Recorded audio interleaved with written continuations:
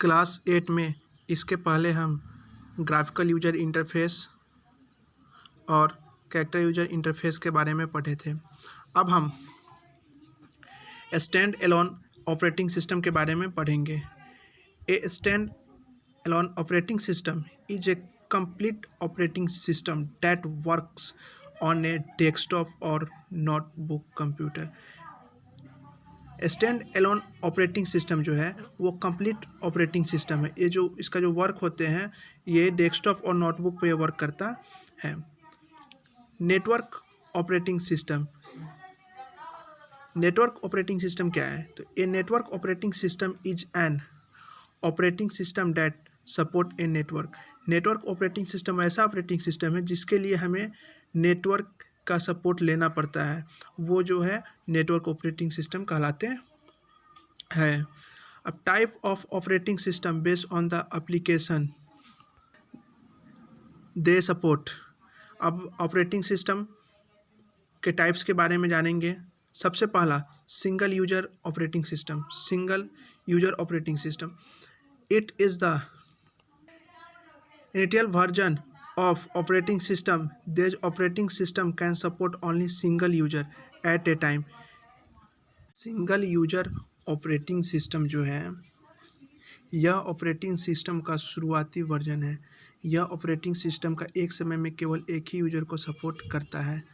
But multi user operating system, a multi user operating system allow many different user to take advantage of the computer resources simultaneously. यह multi user जो operating system है वो एक साथ different प्रकार के user को support करता है, जैसे लिनक्स, यूनिक्स, विंडोज़ 2000। ये मल्टी यूजर ऑपरेटिंग सिस्टम का। थर्ड है multi processing operating system, it supports more than one processor simultaneously and manage to allocate tasks between them। Multi processing operating system जो है यह एक साथ एक से अधिक प्रोसेसर का समर्थन करता है और उनके बीच कार्य का पता लगाने का प्रबंध करता है। Multitasking operating system, it can perform more than one task at a time by making use of common processing resource like a CPU। यह एक CPU जैसा सामान्य प्रसंस्करण संसाधन का उपयोग करके एक समय में एक से अधिक कार्य कर सकता है। Last real time operating system, last है रियल टाइम ऑपरेटिंग सिस्टम।